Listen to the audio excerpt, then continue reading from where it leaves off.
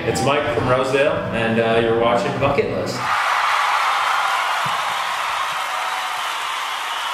Another lesson learned. If I take this world by the throat and I make it through what seems impossible, I will be great. We're here with Bucketlist Music Reviews. I'm Keenan. So now you have your new EP that has come out, released on September 6th. What's the name again? It's called Again. Oh, okay, good guess, Keener. Okay, and how's the response been? It's been pretty good. The people who know Rosedale are super stoked. It's been challenging still to get new listeners to check it out. But that's what touring's for, and that's why I'm out here. And that's why I get publicity, and I work my butt off trying to gain new followers. But overall, it's been good. It's been a lot of people are really liking the songs, and they're catching on to them. So good stuff, man. That's it sounds so good. Like it's so well produced. Who is the master behind the production of this masterpiece? It's beautiful. It's a beautiful thing to listen to, for sure. Well, the majority of it I do myself. I mean, I compose it all, and then I write it, and I lay out the Pro Tools sessions and all that. But one of my real good mentors, Steve Brisson, out of Toronto, he owns Drive Studios, Drive Entertainment.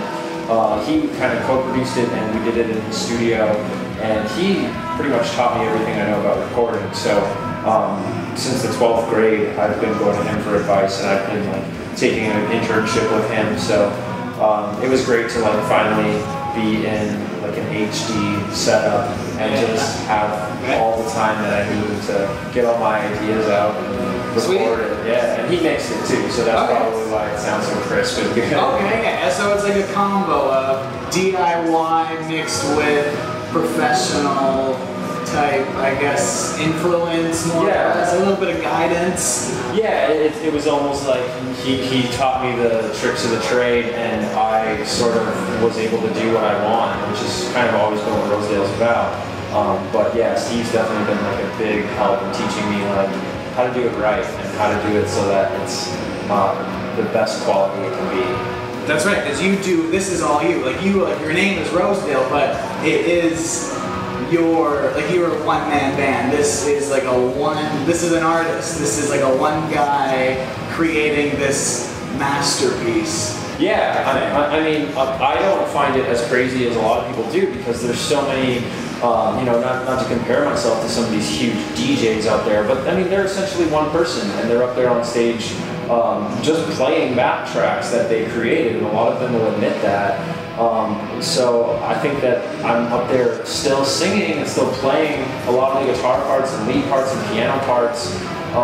Is still a big live element in a band too, and I think that's what really blows people away, is that I'm willing to do that without having a live drummer and without having a live bass player, but I also incorporate video into the show too, of me recording all these parts too, so that people really get the concept.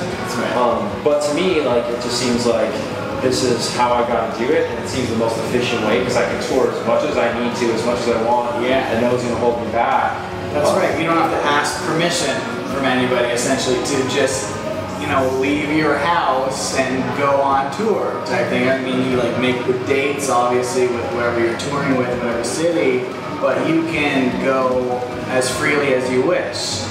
Yeah, and I mean, it's like that with everything. The studio, I'm able to make whatever I want. There's no label telling me what to do. Right. Not that I'm dead against labels or dead against having a band. It's just this is what I've resorted to, and there's a lot of freedom that comes with it, which is nice. If let's say a producer approached you, would you obviously your music is very digestible and it's very radio friendly, let's say. It is it's easy to listen to, it's great, it's catchy from the beginning, you can get into it, but let's say a producer approached you, if it meant that your music would be, let's say, heard by more people, by the masses, would you change your style? I don't know that I fully would, And I think that it would have to be a really, really big name, because even some of the big-ish names, I think are out there kind of, I don't want to say scamming, but like just out there for the money from little guys like me. And I would hate to alter my sound and change for what they think is better just to get the same unfortunately's in my inbox, you know what I mean? Yeah. So it would have to be like a friggin' Rick Rubin. Or sorry, bud. Yeah, it's got to be like someone who like everything they put out. Which even still, it's like, there's a lot of stuff that they're putting out these days that is not going to get close to what the Simon Cowells are putting out there, and I would never want to be polished by one of those. You want to be like, dude, this will make you mainstream style music, like. Right. You know, you will be on like the top 40, let's say, with this,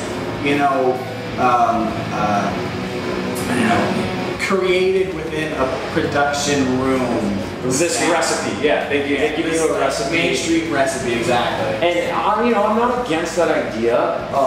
For Rosedale, I'm hesitant with it because it's my baby, That's right. Yeah, cool. I think that every band is, even the ones that give in and sell out. But I'm into pop music and I'm into radio-friendly music. So if a big producer was like, "Look, man, just cut that chorus in half and make this bridge major," I would be like, "Okay, let's do it." Cool. Yeah, for sure. So a little bit of flexibility in there. Yeah, like I like collaborating with people, but I don't like collaborating with people for the sake of them getting their say, because that usually doesn't work out. Mr. Mike Liorti.